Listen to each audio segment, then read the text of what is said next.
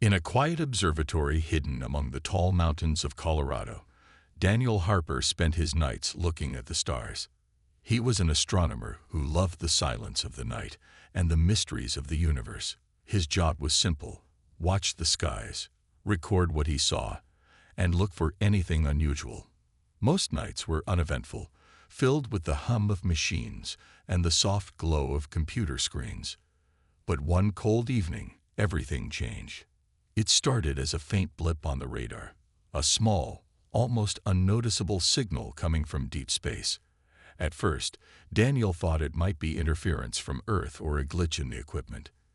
He checked the settings, restarted the system, and even swapped out parts of the machine to make sure everything was working properly. But the signal didn't go away. Instead, it grew stronger, clearer, and more distinct. It wasn't random noise. It pulsed in a pattern, like a heartbeat or a rhythm.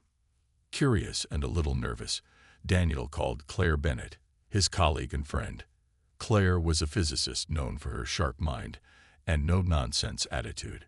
She often teased Daniel for being too dreamy, always chasing ideas that sounded like science fiction.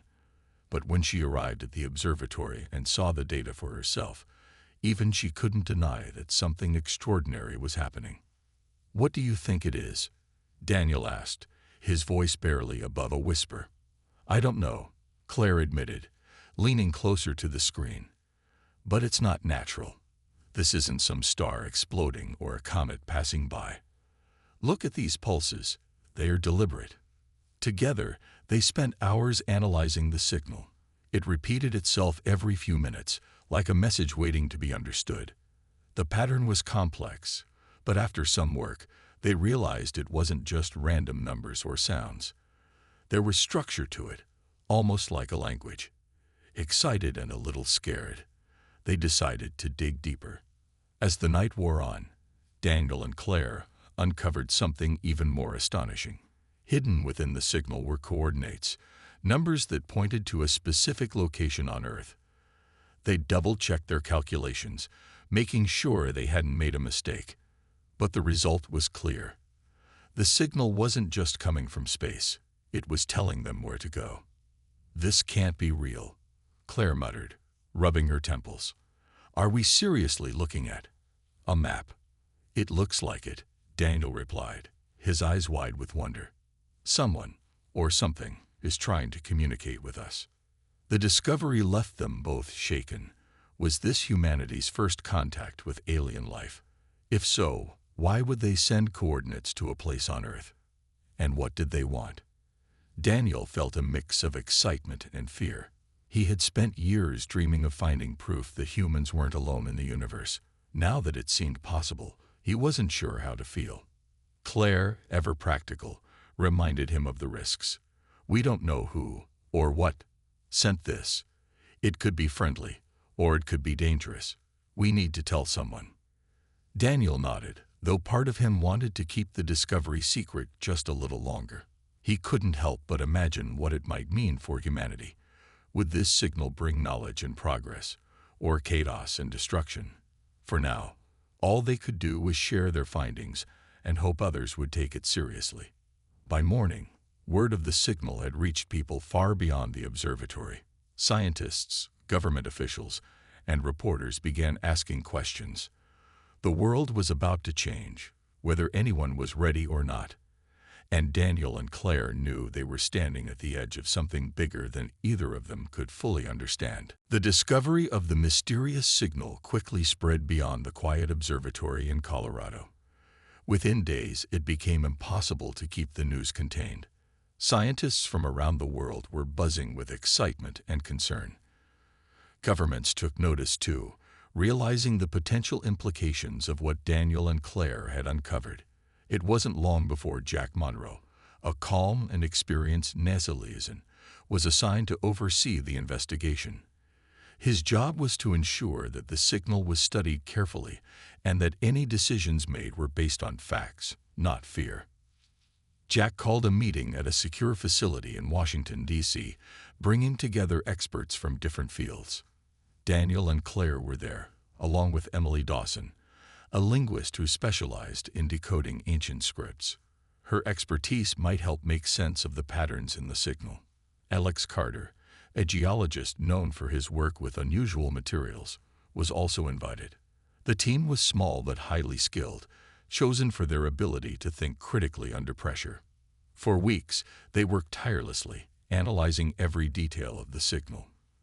The pulses were intricate, almost like a puzzle waiting to be solved.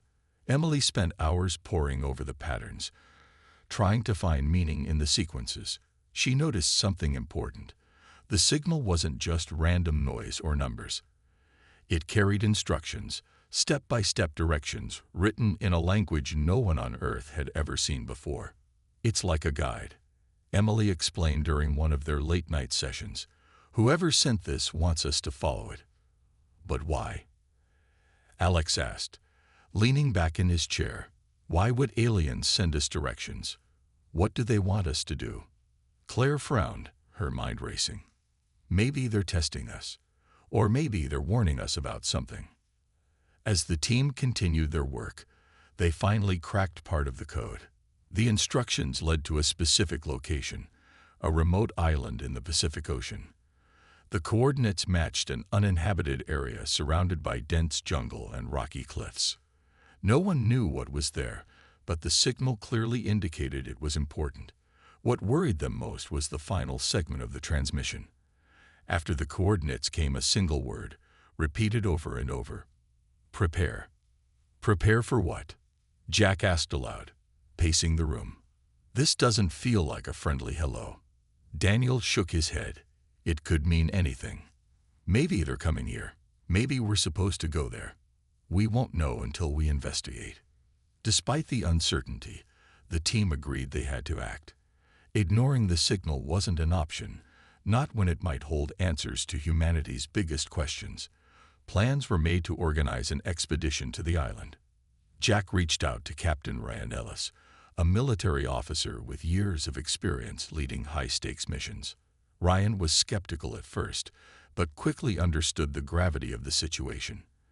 If the signal was truly from extraterrestrial beings, it could change everything humans thought they knew about the universe. Preparations began immediately. Equipment was gathered, supplies packed, and safety protocols reviewed. The team knew the risks involved. They were heading into the unknown, guided only by a cryptic message from space. Still, curiosity drove them forward. Daniel couldn't stop thinking about the possibilities. Could this be humanity's chance to meet intelligent life beyond Earth? Or was it a trap, luring them into danger?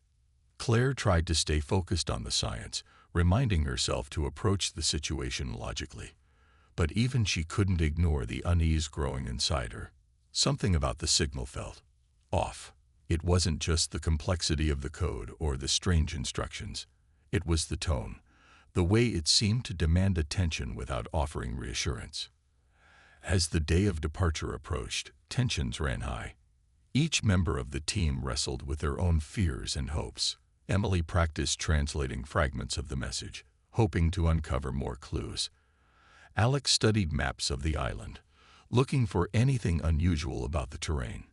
Jack coordinated with officials, ensuring the mission had the necessary support, and Daniel stared at the stars each night, wondering if someone, or something, was watching them back. No one could predict what awaited them on the island. All they knew was that the signal had triggered a chain reaction, pulling them toward an adventure none of them could have imagined. Whatever lay ahead, they were ready, or as ready as they could be. The journey to the remote island in the Pacific Ocean was long and tense. The team traveled on a sturdy research vessel, equipped with supplies and advanced technology. Captain Ryan Ellis led the group, his sharp eyes scanning the horizon as they approached their destination. Daniel Harper stood on deck, clutching the railing as the boat rocked gently in the waves. Claire Bennett stayed close to him, her arms crossed against the cool sea breeze. Emily Dawson and Alex Carter were below deck, reviewing the data one last time, making sure they hadn't missed anything. When the island finally came into view, it looked like any other uninhabited landmass. Thick jungle covered most of it, with jagged cliffs rising along the coastline. But as they drew closer, something felt different. The air seemed heavier, charged with an energy that made the hair on their arms stand up. Birds circled overhead, but their cries sounded strange, almost distorted. Ryan frowned as he guided the ship toward a narrow strip of beach where they could dock. "This place gives me the creeps," Alex muttered as he stepped onto the sand. He adjusted the strap of his backpack, glancing around nervously. "It's like it knows we're here." "Don't be dramatic," Claire said, though her voice lacked its usual confidence. She pulled out a handheld scanner and began taking readings. "Let's focus on the task. We need to find whatever is causing this signal." The team moved inland, cutting through dense vegetation. The jungle was eerily quiet, as if all the animals had fled. Every step felt heavier than the last, and the temperature seemed to rise unnaturally. After about an hour of trekking, they stumbled upon something that stopped them in their tracks. Strange structures jutting out from the ground. They were tall, metallic, and shaped like spires, gleaming faintly in the dim light filtering through the trees. The designs were unlike anything human-made, with intricate patterns etched into the surfaces. "What are these?" Emily whispered, reaching out hesitantly to touch one of the structures. Her fingers brushed against the cold metal, and she quickly pulled her hand back. "They're vibrating." Daniel stepped forward, his camera clicking as he snapped pictures. "This has to be it. This is what the signal led us to." Ryan signaled for everyone to stay alert. "We don't know what these things are or what they can do. Keep your distance until we understand more." Claire set up her equipment, running tests on the structures. Her scanner beeped rapidly, indicating high levels of electromagnetic activity. Whatever these are, they're not just decoration. They're machines, powerful ones.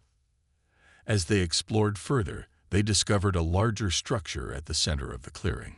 It resembled a dome, smooth and seamless, with no visible entrance. Symbols similar to those in the decoded message glowed faintly on its surface. Emily examined them closely, her heart racing. These matched the patterns in the signal. I think this is some kind of control center." Alex knelt beside the dome, inspecting the ground around it. "Look at this." He pointed to faint cracks radiating outward from the base. "The soil, it's changing. There's something spreading from this thing." Claire joined him, collecting samples with gloved hands. "Whatever it is, it's altering the environment. We need to figure out how far it's reached." Tension filled the air as the team realized the scale of what they were dealing with. These weren't just artifacts. They were active, functioning devices, and they were doing something to the island, and possibly beyond. "We can't leave yet," Daniel said firmly, his earlier excitement now tinged with worry. "If we leave now, we might never understand what's happening here." Ryan hesitated, weighing the risks. "Fine, but we stick together and we stay cautious. If anything feels wrong, we get out immediately." The team nodded, silently agreeing to press on. As they continued their investigation, a low hum began to fill the air, coming from the dome. It grew louder, resonating in their chests. Lights flickered across the surface of the structure, pulsing in rhythm with the sound. For a moment, it felt like the entire jungle held its breath. Something was waking up, and none of them knew what would happen next. The hum from the dome grew louder, vibrating through the ground and making it hard for the team to think clearly.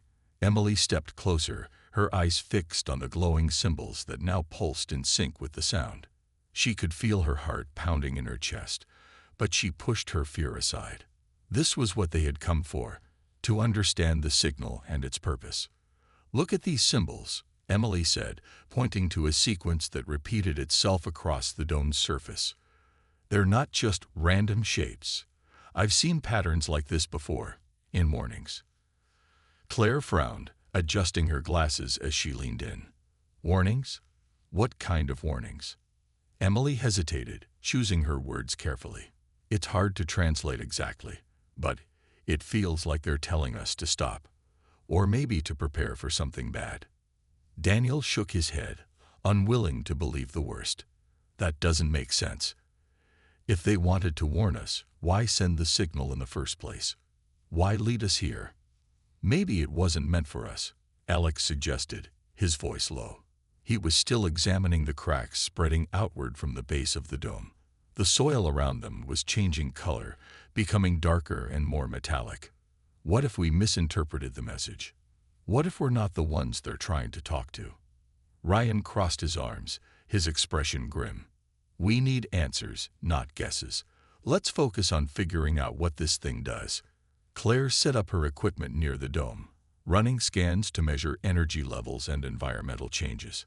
Her face grew paler with each reading. This isn't good, she said finally, turning to the group. The machines are releasing some kind of compound into the soil.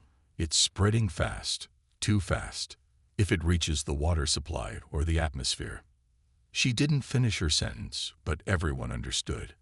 Whatever the machines were doing, it wasn't harmless. It was reshaping the island, and possibly preparing it for something else. As the team debated their next move, the dome suddenly shifted.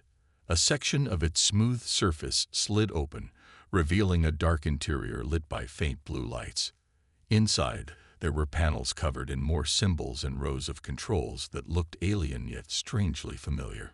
It was as if the design had been tailored to appeal to human understanding, or perhaps to manipulate it. We have to go in, Daniel said, stepping toward the opening. This is our chance to learn more. No, Ryan snapped, grabbing Daniel's arm. We don't know what's in there. It could be dangerous. But we can't just stand here, Daniel argued, pulling free. If we leave now, we'll never know what this is about. Isn't that why we came here? Before Ryan could respond, Emily interrupted. He's right. We need to see what's inside, if only to figure out how to stop it. After a tense moment, Ryan relented. Fine, but we stick together, and if anything happens, we get out immediately. One by one, the team entered the dome. The air inside felt colder, and the hum was almost deafening. Lights flickered along the walls, guiding them deeper into the structure. They found themselves in a large chamber filled with strange devices. Some looked like monitors, displaying images of stars and planets. Others seemed to serve no clear purpose, their functions hidden behind layers of alien technology. In the center of the room was a pedestal with a single glowing button. Symbols surrounded it, pulsing rhythmically. Emily studied them closely, her hands trembling. This says, activate, but I don't know what it activates. Alex pointed to the floor, where veins of the metallic compound were spreading rapidly. Whatever it does, it's already started. Look at this stuff, it's accelerating. Claire turned to the group, her voice urgent. We need to shut it down. Now. But as they tried to approach the pedestal, the room shifted. The lights dimmed, and a deep, resonant voice echoed around them. Not in words, but in feelings. It conveyed power, dominance, and inevitability. The team froze, realizing they weren't alone. Something had been waiting for them, and now it knew they were there. The room fell silent after the deep, resonant voice faded away. The team stood frozen, their eyes darting around the chamber as if expecting something, or someone, to appear. The glowing symbols on the walls dimmed slightly, but the hum from the machines remained steady, almost taunting them. No one spoke. The weight of what they had just experienced pressed down on all of them. What was that? Alex whispered finally, breaking the silence. His voice shook, betraying the fear he tried to hide. I don't know, Emily replied, her gaze still fixed on the pedestal in the center of the room. But I think it's alive. Claire stepped forward cautiously, her scientific instincts overriding her fear. She scanned the room with her handheld device, trying to make sense of the energy readings. Whatever it is, it's controlling this place. These machines, the spreading compound. It's all part of its plan. Ryan clenched his fists, frustration and anxiety written across his face. We can't stay here guessing. We need to shut this thing down before it spreads beyond the island. But how? Daniel asked, his earlier excitement replaced by dread. He stared at the glowing button on the pedestal, unsure whether pressing it would help or make things worse. If we touch the wrong thing, we might trigger something we can't undo. Emily studied the symbols again, her mind racing. The message outside said, "Prepare." Maybe this isn't about destroying us. It's about preparing Earth for something else. For them. For who? Alex demanded, his voice rising. Who are they? And why does it feel like we're standing in the middle of an invasion? Before anyone could answer, the room shifted again. The lights brightened suddenly, and the hum grew louder, almost unbearable. Panels along the walls slid open, revealing screens that displayed images of distant planets and stars. Among them was Earth, its continents outlined in glowing lines, slowly being overlaid with patterns similar to those etched into the dome. They're mapping it. Claire realized, her voice trembling. They're planning something big, something global. Daniel felt a surge of guilt. This is our fault. We decoded the signal and followed the coordinates. We led them right to us. No, Ryan said sharply, stepping toward Daniel. Don't start blaming yourself now. What's done is done. Our job is to stop it. Emily nodded, determination replacing her fear. There has to be a way to disable this system. Look for weaknesses, anything that might disrupt the process. The team split up, searching the chamber for clues. Claire focused on the control panels, trying to decipher their functions despite the alien design. Alex examined the metallic veins spreading across the floor, looking for a way to contain or reverse the compound. Meanwhile, Daniel stayed near the pedestal, studying the symbols and trying to piece together their meaning. After several tense minutes, Emily called out, "Over here. There's a panel with symbols that match the word stop. It might be a shutdown mechanism." Everyone rushed to her side. The panel was small and unassuming, located near the base of the pedestal. Its surface was smooth, with no visible buttons or switches. Emily hesitated, unsure how to activate it. "Do we risk it?" she asked, glancing at the others. Ryan took a deep breath. "We don't have a choice. If this really is a shutdown, we have to try." With a nod, Emily pressed her palm against the panel. For a moment, nothing happened. Then the hum softened, and the glowing symbols dimmed further. The screens displaying Earth flickered and went dark. A low grinding noise echoed through the chamber as the machines began powering down. "It's working," Claire exclaimed, relief washing over her face. But their victory was short-lived. As the systems shut down, the ground beneath them trembled. Cracks spread along the walls, and dust rained from the ceiling. The structure was collapsing. "We need to get out of here," Ryan shouted, grabbing Emily's arm and pulling her toward the exit. The team ran, dodging falling debris as the dome crumbled around them. When they finally burst into the open air, they were greeted by chaos. The jungle was engulfed in unnatural light, and the metallic compound had spread far beyond the clearing, coating trees and rocks in shimmering layers. As they caught their breath, Daniel turned back to look at the crumbling dome. Did we stop it, or did we just buy ourselves some time? No one answered. They didn't know, and that uncertainty weighed heavily on all of them. The team stood on the edge of the jungle, watching as the dome collapsed into a heap of twisted metal and glowing fragments. The unnatural light that had filled the clearing began to fade, leaving behind an eerie silence. For a moment, it felt like they had won, like they had stopped whatever the machines were planning. But the metallic compound spreading across the island told a different story. It wasn't gone. It was still growing, creeping outward like a living thing. "We didn't stop it," Claire said quietly, her voice filled with dread. She held up her scanner, showing the readings to the group. "The compound is still active. It's changing everything it touches." Alex kicked at the ground, frustration boiling over. "So what do we do now? Run back to the ship and hope it doesn't follow us?" Ryan shook his head, his jaw tight. "We can't just leave. If this spreads off the island, it could reach the mainland. We need to find a way to contain it, or destroy it completely. Daniel stared at the ruins of the dome, guilt heavy in his chest. He had been the one to push for coming here, convinced that the signal was humanity's greatest discovery. Now, he wasn't so sure. There has to be something we missed. Some way to finish this. Emily stepped forward, her face pale but determined. I think I know what we have to do. She pointed to the glowing remains of the dome. The central machine. It was the source of all this. If we overload it, we might be able to neutralize the compound. But it's risky.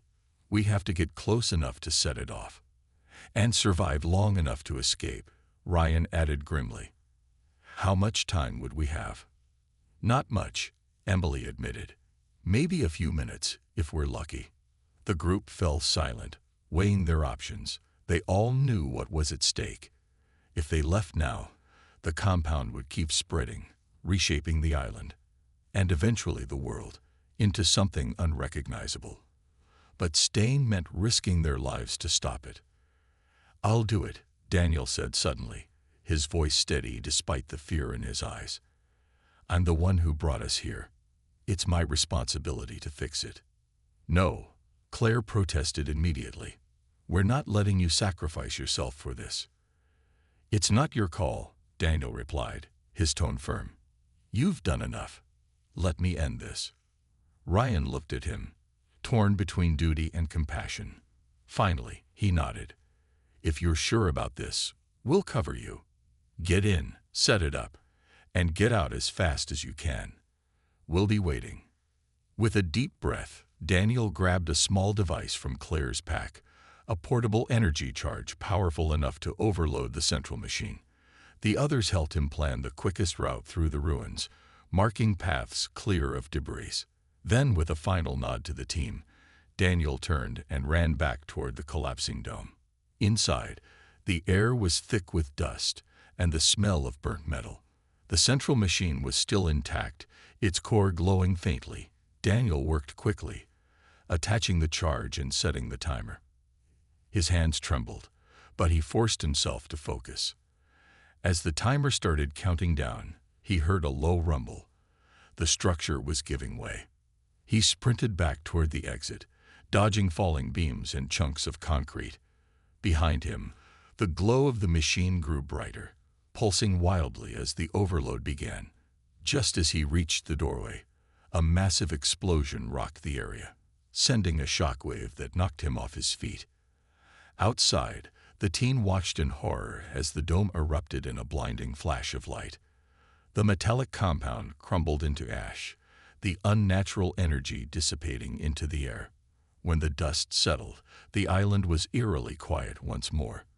Ryan and Claire rushed to Daniel, helping him to his feet. He was battered but alive, his face streaked with dirt and sweat. Did it work? He asked hoarsely. Claire nodded, tears in her eyes. It worked. You did it. But as they made their way back to the ship, none of them could shake the feeling that the victory came at a cost. The signal had been silenced, but the questions it raised lingered. What had they truly encountered? And would Earth ever be ready for the answers? Weeks passed after the team returned from the island. The world knew nothing of what had happened there. Official reports claimed the expedition was abandoned due to a natural disaster, and the island was declared off-limits. But for Daniel, Claire, Emily, Alex, and Ryan, life would never be the same. They carried the weight of what they had seen and done, unable to forget the eerie hum of the machines or the glowing symbols that had seemed almost alive. Back at her observatory in Colorado, Claire spent her nights staring at the stars through her telescope. She tried to focus on her work, analyzing data and tracking celestial objects, but her mind kept drifting back to the signal. It had stopped after the explosion on the island, but she couldn't shake the feeling that something, or someone, was still out there, watching. Every blip on her radar made her heart race. Every faint pulse reminded her of that fateful night. Daniel, too, struggled to move on. He had saved the team, and possibly the world, but he couldn't help wondering if they had truly solved the problem, or merely delayed it. Late at night, he sat alone in his apartment, poring over notes and sketches of the alien technology. He replayed the events in his mind, searching for clues they might have missed. What had the message meant? Why had the aliens sent it? And most importantly, were they coming? Emily found herself haunted by the symbols. Even though they had destroyed the central machine, fragments of the alien language lingered in her thoughts. She began writing them down, trying to piece together their meaning. Her research led her to ancient texts and forgotten languages, hoping to find parallels between human history and the mysterious code. Though she uncovered hints here and there, the full picture remained elusive. Alex threw himself into studying the samples he had collected from the island. Under a microscope, the metallic compound showed signs of incredible complexity. It wasn't just a material. It was alive in some way, capable of adapting and spreading. He published his findings under strict confidentiality agreements, ensuring the information wouldn't fall into the wrong hands. Still, he worried about what might happen if others discovered how powerful the substance really was. Ryan, meanwhile, reported to government officials, providing detailed accounts of the mission while withholding certain truths. He knew secrecy was necessary, but it didn't sit well with him. Humanity deserved to know it wasn't alone in the universe, but knowledge without understanding could lead to panic. For now, silence was the safest option. As time went on, the team stayed in touch, sharing updates and theories. They all agreed on one thing. The signal had changed everything. Earth was no longer an isolated planet floating in a vast, empty cosmos. Somewhere out there, intelligent beings existed, and they were aware of humanity. One evening, as Claire adjusted her telescope, she noticed something unusual. A faint glimmer appeared in the sky, pulsing softly against the darkness. At first, she thought it was a satellite or a passing asteroid, but when she zoomed in, her blood ran cold. The pattern, it matched the rhythm of the original signal. Her hands trembled as she reached for her phone. "It's back," she whispered, knowing the others needed to hear this. Whether it was a second chance or a new threat, only time would tell. But one thing was certain: humanity's response to the unknown had only just begun.